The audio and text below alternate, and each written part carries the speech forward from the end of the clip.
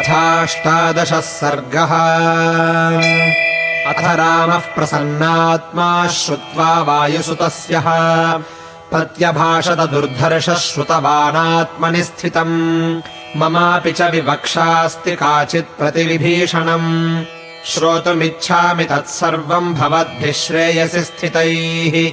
मित्रभावेन सम्प्राप्तम् न त्यजेयम् कथञ्चन।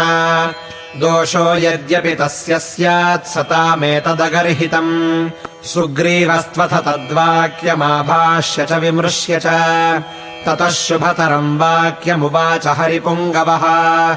सदुष्टो वाप्यदुष्टो वा किमेष रजनीचरः। ईदृशम् व्यसनम् प्राप्तम् भ्रातरम् यः परित्यजेत्। को नाम स भवेत्तस्य यमेष न परित्यजेत्। वानराधिपतेर्वाक्यम् श्रुत्वा सर्वानुदीक्ष्यतु। ईषदुत्स्मयमानस्तु लक्ष्मणम् पुण्यलक्षणम्। इति होवाच काकुत्स्थो वाक्यम् सत्यपराक्रमः। अनधीत्य च शास्त्राणि वृद्धाननुपसेव्य च। न शक्यमीदृशम् वक्तुम् यदुवाच हरीश्वरः। अस्ति सूक्ष्मतरम् किञ्चिद्यथात्र प्रतिभाति मा। प्रत्यक्षम् लौकिकम् चापि वर्तते सर्वराजसु।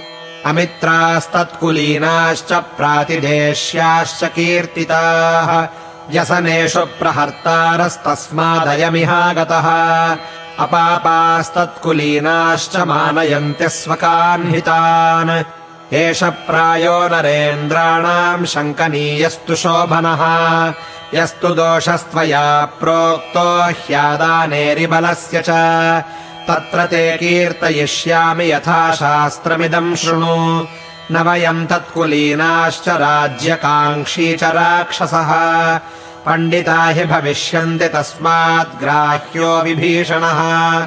अव्यग्राश्च प्रहृष्टाश्च ते भविष्यन्ति सङ्गताः। प्रणादश्च महानेशोऽन्योन्यस्य भयमागतम्।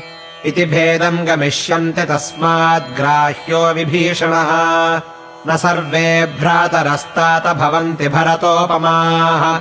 मद्विधा वा पितुः पुत्राः सुहृदो वा भवद्विधाः। एवमुक्तस्तु रामेण सुग्रीवः सह लक्ष्मणः। उत्थायेदम् महाप्राज्ञः प्रणतो वाक्यमब्रवीत्।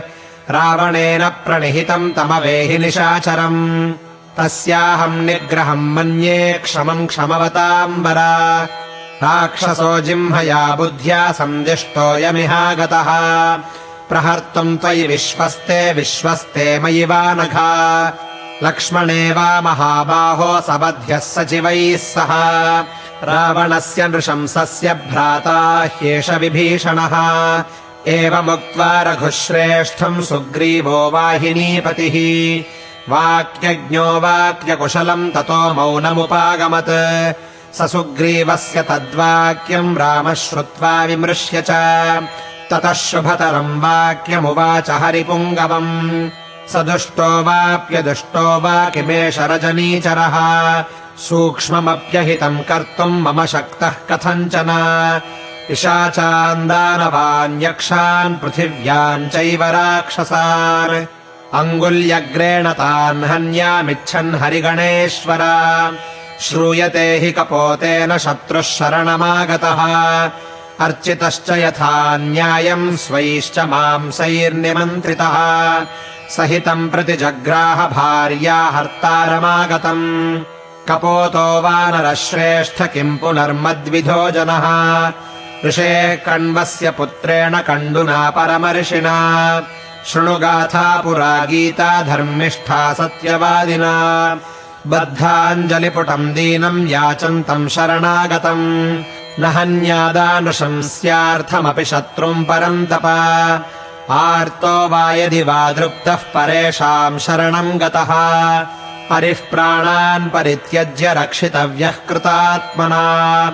स चेद्भयाद्वा मोहाद्वा कामाद्वापि न रक्षति। स्वया शक्त्या यथा न्यायम् तत्पापम् लोकगर्हितम्। विनष्टः पश्यतस्तस्य रक्षिणः शरणम् गतः। आदाय सुकृतम् तस्य सर्वम् गच्छेदरक्षितः।